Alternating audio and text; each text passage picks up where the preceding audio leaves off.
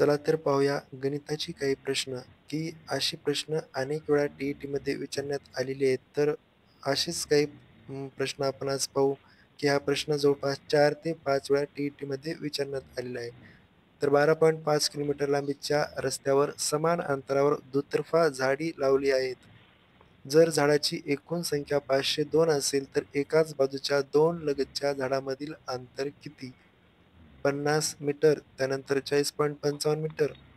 तर हा प्रश्न टी-ई-टी 2013 मध्ये विचारण्यात आलेला आहे. तर 5.5 55 मीटर का 55.55. तर अशा प्रकारचा प्रश्न विचारण्यात आल्यानंतर 2 लगतच्या झाडामधील अंतर बरोबर या ठिकाणी कधी हा फॉर्म्युला तुम्ही लक्षात ठेवा, की 2 लगतच्या झाडामधील अंतर बरोबर 2 लगतच्या 2 लगतच्या झाडामधील अंतर. मग या ठिकाणी झाड असतील किंवा खांब असतील, तर किती एकूण अंतर एकूण अंतर भागिले झाडे वजा 1 झाडे वजा 1.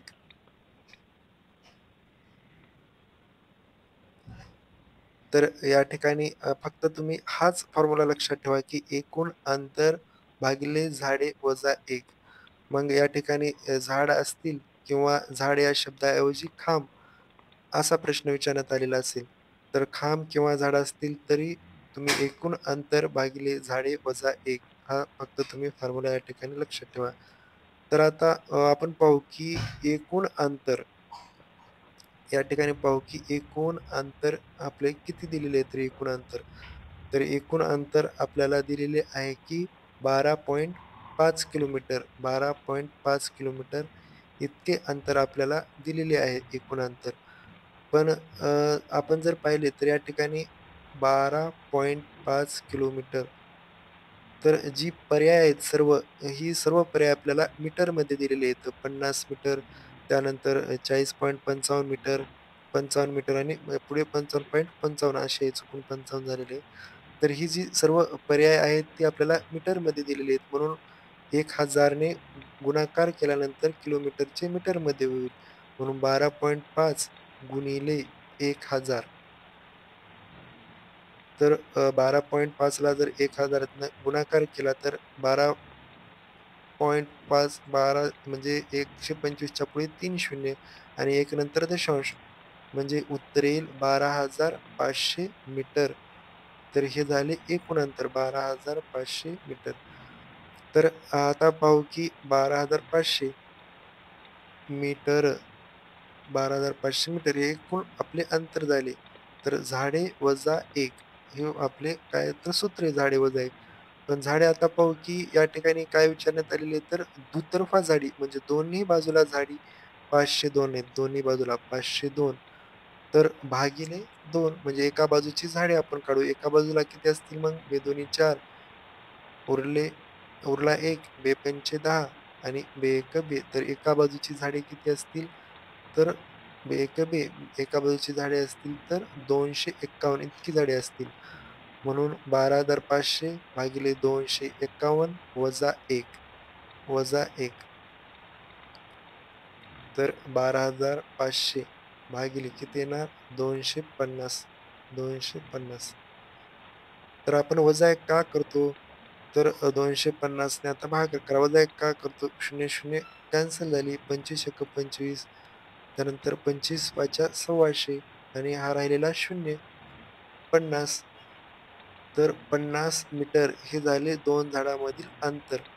वजा 1 का करतो? कारण सहसा पहिले झाडं धरत नाही आपण. 3 झाडामधील अंतर म्हणले तर 2 मधील अंतर असे काढावे म्हणून हे झाले 50 मीटर. तर अशाच पद्धतीचे आपण एक पुढे गणित पाहू की 16 खांबातील अंतर 16 खांबातील अंतर हे 480 मीटर आहे. आता हे सर्व खांब समान अंतरावर आहेत.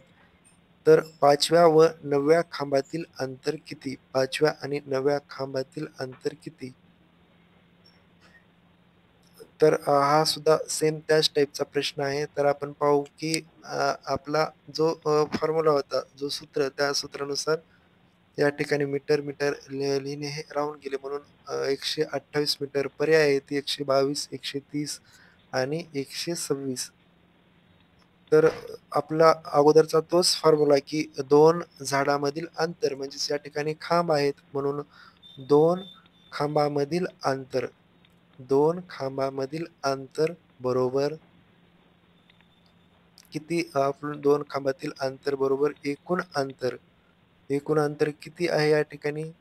या ठिकाणी एकूण अंतर आहे 480 मीटर. म्हणून एकूण अंतर भागिले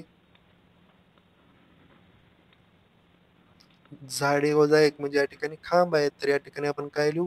खांब वजा 1 हे झाले त्याचे एकूण अंतर भागिले खांब वजा 1 हे या सूत्रानुसार आपल्याला सोडवता येतील. म्हणून 480 आता या ठिकाणी लिहू आपण की 480 भागिले या ठिकाणी 16 खांब आहेत म्हणून 16 वजा 1 16 वजा 1 तर 480 भागिले 16 वजा 1 15 15 एक 15 15 त्रिक 45 उरले 3 15 दोन्ही 30 15 दोन्ही 30 म्हणजेच 32 हे झाले 2 खांबामधील अंतर. तर 2 खांबामधील अंतर याचे उत्तर येईल 32. तर आपल्याला या ठिकाणी आपल्याला असे म्हटले की 5व्या व 9व्या खांबातील अंतर किती? 2 खांबातील अंतर बरोबर 32. तर 5व्या आणि 9व्या म्हणजेच काय करा की 9 वजा 5 गुणिले 32 असे करूया आपण. 9 वजा 5 गुणिले 32 म्हणजे आपल्याला 5व्या आणि 9व्या खांबातील अंतर विचारलेले आहे म्हणून 9 वजा 5 गुणिले 32. मग 9 मधून 5 गेल्यानंतर किती राहतील? 4 आणि गुणिले 32 म्हणजेच याचे उत्तर येईल 4 दोन्ही 8 आणि 4 त्रिकम 12. तर 5व्या व 9व्या खांबातील अंतर किती आले? तर 128 मीटर. पर्याय क्रमांक 1 हे याचे उत्तर येईल 128 मीटर. तर अशा गणिताची तुम्ही प्रॅक्टिस करा. असे गणित जवळपास टी-ई-टीला 2 ते 3 वेळा विचारण्यात आलेली आहेत. तर त्यानंतर आपण पुढे गणित पाहू. फक्त या ठिकाणी हा फॉर्म्युला लक्षात ठेवा तुम्ही. तर पुढे गणित पाहू एक की स्वराने शिक्षणासाठी धसाधसे 7% दराने बँकेकडून ₹80,000 काही वर्षासाठी कर्ज घेतले. तर ती इतकी रक्कम आली तर ती रक्कम किती वर्षामध्ये परत केली? तुमचा तर नंबर या सांगा ठिकाणी मला. तिने किती रुपये घेतले तर 80,000 आणि परत नंबर. केली ₹96,800. एक लक्षात ठेवा की स्वराने 7% दराने ₹80,000 घेतली आणि परत केली ₹96,800. तर तिने एकूण व्याज किती भरले राहिले 8, 6, 9तून 8 केले 16,800. तर स्वराने भरले ₹16,800 इतके व्याज भरले. तर स्वराने शिक्षणासाठी काही रक्कम घेतली होती. काही म्हणजे किती? 80,000. या ठिकाणी दिलेलं आहे सरळ-सरळ आणि तिने परतफेड केली ₹96,800. तर तिने सर्व व्याज भरले ₹16,800 7% दराने. तर या ठिकाणी व्याज बरोबर मुद्दल गुणिले मुदत गुणिले पप्पा हे दर बघा सगळं काच गुणिले ढकलं दर रेड करत नव्हे. आणि भागिले 100 हा फॉर्म्युला तुम्ही वापरा. तर व्याज बरोबर मुद्दल गुणिले मुदत गुणिले दर भागिले 100. या ठिकाणी व्याज किती भरले तिने? 16,800 आणि किती मुद्दलवर भरले? 80,000. 80,000. तर मुदत किती? आपल्याला माहीत नाही. त्याने विचारले किती वर्षामध्ये परत केली? मुदत ही माहीत नाही. म्हणून मुदत गुणिले रक्कम किती टक्क्याने? 7% रक्कम 7% दराने तिने 80,000 घेतले आणि भागिले 100 मम्मी भागिले 100. दिवाळीला झालं. तर मोबाईलवर 2 लावून शून्य कटतील. हा शून्य, हा शून्य, हा शून्य, हा शून्य कट झाला. मग या ठिकाणी काय, तर गुणाकारामध्ये आहेत हे. आता वरील 800 आणि 7 हे गुणाकारामध्ये आहेत. तर गुणाकारामध्ये बरोबरच्या तिकडे गेल्यानंतर कुठे जातील? भागाकारमध्ये जातील. हे 7 आणि 800 म्हणून 16,800 भागिले 800 गुणिले 7. हा 0, हा 0 कट झाला. हा 0, हा 0. आता 8 एक 8, 8 दोन्ही 16, 8 दोन्ही 16 आणि 8 एक 8 म्हणजे 21. तर 21ला 7 ने भागाकार करा. 7 एक 7, 7 एक 7, 7 त्रिक सात त्रिक 21 म्हणजे ती रक्कम किती वर्षामध्ये परत केली? तर ती रक्कम 3 वर्षामध्ये परत केली. तर या ठिकाणी पर्याय होते 3, 4, 5, 7 अशी पर्याय होती.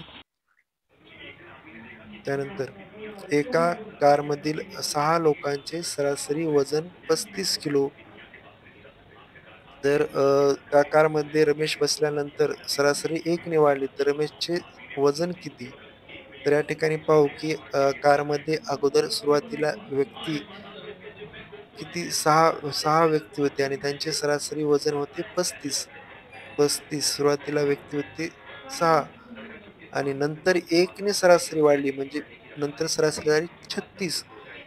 तर व्यक्ती 6 होती आणि नंतर 1 ने वाढला व्यक्ती म्हणजे रमेश कारमध्ये बसला. म्हणजे रमेश काय झाला? 1 ने वाढ झाली व्यक्ती म्हणून गुणिले खाली 36 गुणिले 7.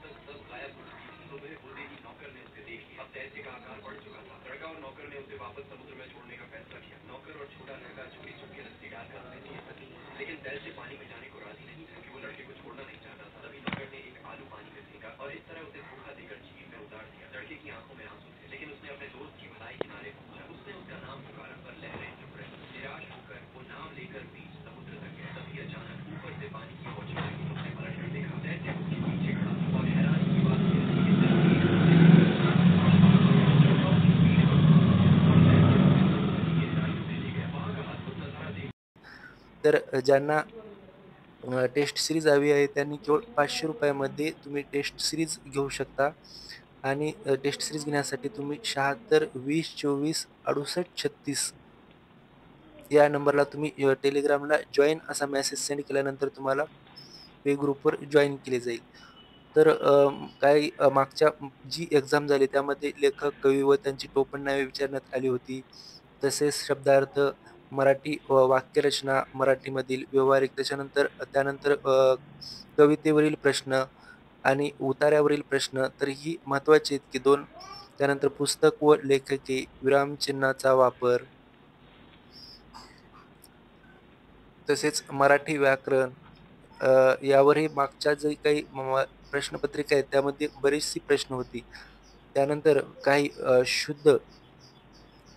शुद्ध व अशुद्ध शब्द तसेच म्हणी यावरही मागची जी परीक्षा झाली त्यावर तर मराठीमध्ये पैकीच्या पैकी सुद्धा मार्क घेता येऊ शकतात. उतारा आणि कवितेवरील प्रश्न, म्हणी तसेच शुद्ध वाक्य अशा प्रकारचे प्रश्न मागच्या जी काही प्रश्नपत्रिका होती त्यामध्ये विचारण्यात आलेली होती. तर हा एक प्रश्न पाहूया. पुढीलपैकी धातुसाधित नाम नसलेला पर्याय कोणता? पळणे, रडू, हसू, सत्य. तर या ठिकाणी आपण पाहू की धातुसाधित नाम नसलेला, मग धातुसाधित नाम कशाला म्हणतात? तर आपण पाहूया की समजा एक उदाहरण आहे की त्याचे वागणे चांगले नाही, तो पाहून मला रडू लागला. देणाऱ्याने देत जावे, घेणाऱ्याने घेत जावे. तर धातुसाधित नाम कशाला म्हणतात की धातूला प्रत्यय जोडून त्याचा जर नामासारखा वापर केला असेल तर अशा शब्दात धातुसाधित नाम असे म्हणतात. धातूचा नामासारखा धातूचा नामासारखा वापर करणे यास धातुसाधित नाम असे म्हणतात.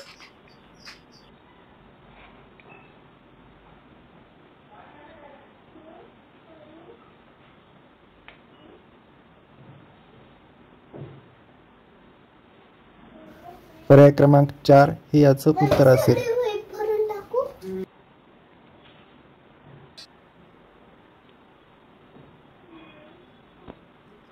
त्यानंतर आम्ही जातो आमुच्या गावा हे वाक्य कोणत्या प्रकारामध्ये मोडते? केवळ वाक्य, मिश्र वाक्य, प्रधान वाक्य का संयुक्त वाक्य? तर या ठिकाणी आपण पाहू की केवळ वाक्य कोणत्या वाक्यास म्हणतात? तर जी अशी वाक्य की त्यात एकच उद्देश व एकच विधेय असतो. एकच उद्देश व एकच विधेय ज्या वाक्यामध्ये असते अशा वाक्यास केवळ वाक्य असे म्हणतात.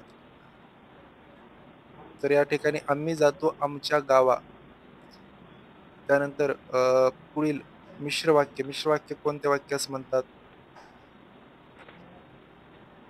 तर ज्या वाक्यामध्ये एक प्रधान वाक्य असते आणि अशा वाक्यामध्ये एक प्रधान वाक्य आणि अशा वाक्यामध्ये जर, तर, त्यानंतर म्हणून की या वास्तव किंवा जेव्हा तेव्हा म्हणून की या वास्तव त्यानंतर जेव्हा तेव्हा अशी जी शब्द असतात तर अशा वाक्याला मिश्र वाक्य असे म्हणतात. त्यानंतर प्रधान वाक्याचा प्रश्नच येत नाही आणि त्यानंतर संयुक्त वाक्य. संयुक्त वाक्य कोणत्या वाक्याला म्हणतात? तर दोन वाक्य उभयान्वी अवयवांनी जोडलेले असते. उभयान्वी अवयव दोन वाक्य जी उभयान्वी अवयव यांनी जोडलेली असतात तर अशा वाक्यास संयुक्त वाक्य असे म्हणतात. मग तर ती संयुक्त वाक्य कोणती? तर आणि, पण, परंतु, बाकी, परी असे जे काही शब्द असतात ती शब्द संयुक्त वाक्य यामध्ये येतात. म्हणून आम्ही जातो आमच्या गावा हे वाक्य कोणत्या प्रकारात मोडते? आणि, पण, परंतु, बाकी, परी असे जे जे येतात ते संयुक्त वाक्य. तर आम्ही जातो आमच्या गावा हे वाक्य ही केवळ वाक्य या प्रकारामध्ये मोडते. म्हणून पर्याय क्रमांक 1 हे याचं उत्तर असेल. केवळ वाक्य, एकच उद्देश व एकच विधेय आहे या ठिकाणी, म्हणून पर्याय क्रमांक हे याचं उत्तर आहे. त्यानंतर पुढील म्हण पूर्ण करा. पदरी पडले झोंड आणि डॅश. एक मिनिट, प्रश्न आला वाटतं. तर पुढील आता त्यानंतर पुढील म्हण पूर्ण करा. पदरी पडले झोंड आणि हसून केले गोड, का रडून केले खोंड, का हसत झेलली धोंड, का मारून केले गोड. तर हा प्रश्न टी 2013ला विचारण्यात आलेला हा प्रश्न होता. पदरी पडले जोड हा प्रश्न टी 2013 या परीक्षेमध्ये विचारण्यात आलेला प्रश्न होता. तर त्याचे उत्तर येईल हसून केले गोड. पर्याय क्रमांक 1 हे याचे उत्तर असेल. त्यानंतर पुढील प्रकारचा प्रश्न पाहू आपण. नामाचे मुख्य किती प्रकार पडतात? नामाचे मुख्य किती प्रकार पडतात? तर जे काही नाम आहे त्या नामाचे मुख्य हे 3 प्रकार पडतात. 3 तर कोणकोणती? एक सामान्य नाम, विशेष नाम आणि त्यानंतर भाववाचक नाम अशी 3 प्रकार आहेत. पर्याय क्रमांक 1 3, त्यानंतर पर्याय क्रमांक 2 4, पर्याय क्रमांक 3 5 का पर्याय क्रमांक 6. तर नामाचे मुख्य 3 प्रकार पडतात. ते सामान्य नाम, विशेष नाम, सामान्य नाम, भाववाचक नाम आणि विशेष नाम. तर जी काही आता विशेष नाम, तर जी काही अजून 2 प्रकार पडतात ती पदार्थवाचक आणि समवाचक नाम. पण ती पदार्थवाचक आणि समवाचक नाम जी आहेत ती सामान्य नामाचे उपप्रकार आहेत. सामान्य नाम ह्याचे उपप्रकार पदार्थवाचक नाम आणि समवाचक नाम हे सामान्य नामाचे उपप्रकार आहेत. तर नामाचे मुख्य प्रकार हे 3च पडतात. म्हणून पर्याय क्रमांक 1 हे याचे उत्तर असेल.